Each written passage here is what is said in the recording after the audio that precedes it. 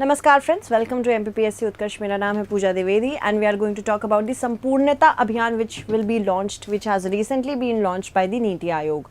Also we are going to learn about the NITI Aayog itself. ठीक है, तो नीति आयोग ने लॉन्च किया है Sampoornata Abhiyan in order to assess the progress in India's most under developed regions. ऐसे regions जहाँ पे बहुत ज़्यादा अंडर डेवलपमेंट है, वहाँ पे पर्टिकुलरली ये अभियान लॉन्च किया गया है। इसे कंसेप्चुलाइज किसने किया है? BVR Subrahmanyam. He is the CEO of NITI Aayog. The duration will be from 1 July 2024 to 30 September 2024। और इसमें फोकस क्या होगा कि 6 आइडेंटिफाइड इंडिकेटर्स दिए गए हैं जो डिस्ट्रिक्ट और ब्लॉक लेवल पे देखे जाएंगे कि इसमें बेटर हो रही हैं ये डिस्ट्रिक्ट्स या ब्लॉक या नहीं। तो 6 इंडिकेटर्स रखे गए हैं। पहला बैकग्राउंड देख लेते हैं इससे रिलेटेड। इससे पहले इन ऑर्डर टू इंश्योर कि यहाँ पे development full fledged, one size fit all policy सबके लिए काम नहीं करती हैं। कुछ एरियाज़ हैं जो ज़्यादा डेवलप्ड हैं, कुछ एरियाज़ हैं जो अंडर डेवलप्ड हैं। तो किस तरह से हम ऐसे प्रॉब्लम्स से जूझेंगे? We first launch aspirational district programme. ये 2018 में लॉन्च किया गया था by the prime minister from India. और इसका एम था कि 112 जो मोस्ट अंडर डेवलप्ड डिस्ट्रिक्ट्स थे, जो बहुत ज़्यादा बुरी तरह से अंडर डेवलप्ड थे, उनको हमें डेवलप करना था। 112 इसका नंबर था। उसके बाद एस्पिरेशनल, इसी के लाइन्स पे हमने एस्पिरेशनल ब्लॉक प्रोग्राम लाया जो कि जनवरी 2023 को लॉन्च किया गया था। ये 500 ब्लॉक्स को कवर करना चाहता था ताकि गवर्नेंस और सर्विस डिलीवरी दोनों अच्छी हो सके इसमें। इसके बाद हमने ब्लॉक लेवल पे इसको ये ध्यान रखना था हमें इसके थ्रू कि टाइमली रजिस्ट्रेशन हो प्रेग्नेंट वुमेन का, ताकि उनकी प्री एंटीनेटल केयर हो सके। बिकॉज अगर एक मदर हेल्दी है तभी वो एक हेल्दी बेबी को जन्म देंगी और तभी वो हेल्दी बेबी एक हेल्दी सिटीजन बन पाएगा। देयर आफ्टर रेगुलर इनटेक रहे सप्लीमेंट्री न्यूट्रिशन का, स्पेशली फॉर प्रेग्नेंट वुमेन, क्योंकि अगेन द सिमिलर लॉजिक जो मैंने इससे पहले लगाया था। स्क्रीनिंग होनी चाहिए ब्लॉक की पॉपुलेशन की for diabetes and blood pressure.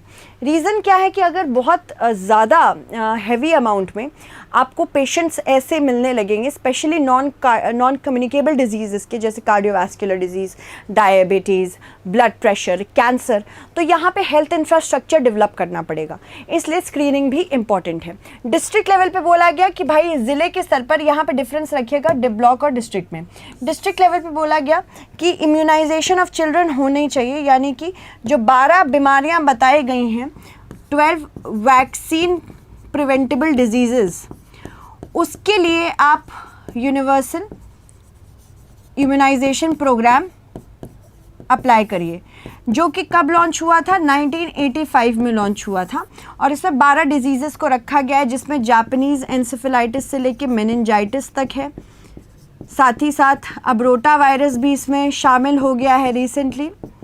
उसके बाद हेपेटाइटिस बी भी इसमें शामिल है, फिर पोलियो इसमें शामिल है।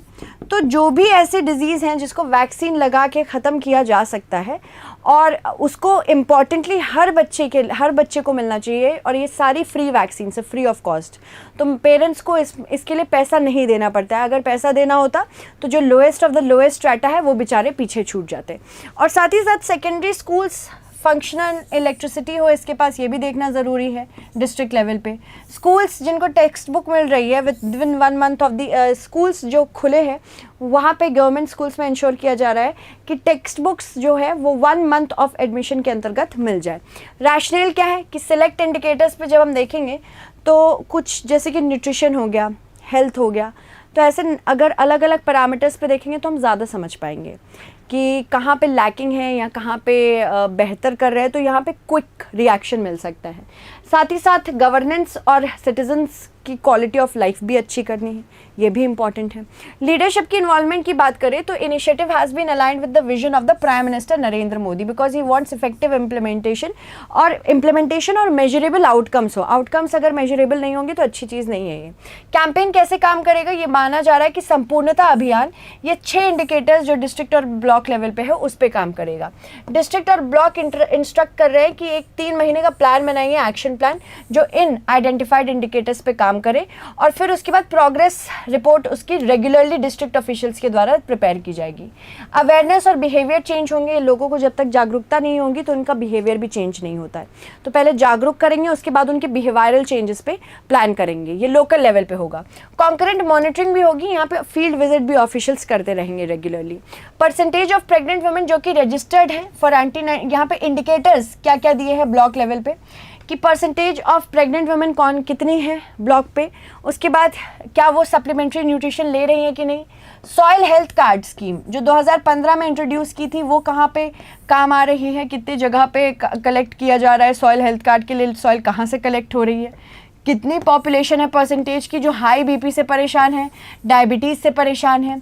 डिस्ट्रिक्ट लेवल पे क्या है कि परसेंटेज ऑफ चिल्ड्रन जो कि फुल्ली इम्यूनाइज्ड हैं and that is between the age of 9 to 11 months.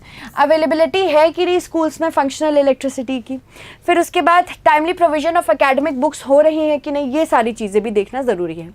Emphasise करता है ये real time monitoring. Real time मतलब क्या होता है, जैसे अभी हो रहा है बिल्कुल वैसे ही पता चल जा रहा है, तो ये रियल टाइम मॉनिटरिंग है। ये नहीं कि आज हुआ 10 साल बाद पता चला, so this is not real time monitoring. Continuous evaluation करना चाहता है क्या क्या कैंपेन के मूवमेंट्स हो रहे हैं। उसके बाद नीति आयोग के बारे में बात करते हैं। ये एक रेजोल्यूशन के द्वारा फॉर्म हुई थी, ये एक एग्जीक्यूटिव बॉडी है, 1 जनवरी 2015 को आई थी और ये प्लानिंग कमीशन को हटाने के लिए आई थी। 1950 में प्लानिंग कमीशन को बनाया गया था। ये प्रीमियर पॉलिसी और पॉलिसी मेकिंग थिंक टैंक है। ये एक प्लेटफॉर्म है बेसिकली नेशनल लेवल पे स्टेट्स और सेंटर के बीच में समन्वय बनाने के लिए। Chairperson prime minister of India होते हैं, वाइस चेयरपर्सन अपॉइंट किए जाते हैं प्राइम मिनिस्टर के द्वारा जो कि कैबिनेट मिनिस्टर के रैंक के होते हैं। साथ ही साथ फुल टाइम मेंबर्स होते हैं, वो भी मिनिस्टर के रैंक के माने जाते हैं। पार्ट टाइम मेंबर्स मैक्सिमम 2 हो सकते हैं और एक्स ऑफिशियल मेंबर्स भी 4 हो सकते हैं, मैक्सिमम ऑफ 4। ठीक है, चलिए आगे बढ़ते हैं। चीफ एग्जीक्यूटिव ऑफिसर जो CEO है नीति आयोग के, उन्होंने ही ये पर्टिकुलर पॉलिसी को इन प्लेस रखा है। तो CEO कौन अपॉइंट करते हैं, ये प्राइम मिनिस्टर करते हैं, उनका एक टेन्योर फिक्स होता है और ये सेक्रेटरी लेवल के होते हैं। देर आफ्टर स्पेशल इन्वाइटीज जिनको स्पेशल नॉलेज होती है बहुत सारे मैटर्स में, प्राइम मिनिस्टर के कहने पे उनको बुलाया जाता है। गवर्निंग काउंसिल जो प्रीमियर बॉडी होती है, ये क्या है, बेसिकली नीति आयोग का सारा काम गवर्निंग काउंसिल ही देखती है। और गवर्निंग काउंसिल जो होती है वो नेशनल लेवल और स्टेट लेवल पे बहुत इंपॉर्टेंट स्कीम्स को इंश्योर करती है कि कोऑर्डिनेशन बना रहे, और ये एक्चुअली एक फेडरल स्ट्रक्चर को भी इंश्योर करती है। फेडरल स्ट्रक्चर यानी कि क्योंकि यहाँ स्टेट्स का भी पार्टिसिपेशन है, तो सेंटर और स्टेट के पावर्स डिवाइडेड हैं और किस तरह से अप्लाई हो रहे हैं वो भी देखती है।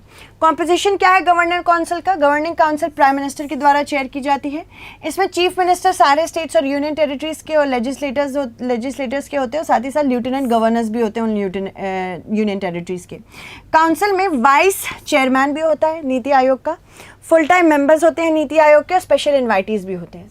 सबसे इंपॉर्टेंटली ये 3 काम करती है। पहली बात तो पॉलिसी बनाती है, प्रोग्राम बनाती है, ये डेटा कलेक्ट करके देखती है कि पॉलिसीज़ एंड प्रोग्राम्स सारे इन प्लेस हैं कि नहीं, पहली चीज़ तो वो चेक करने की कोशिश करती है।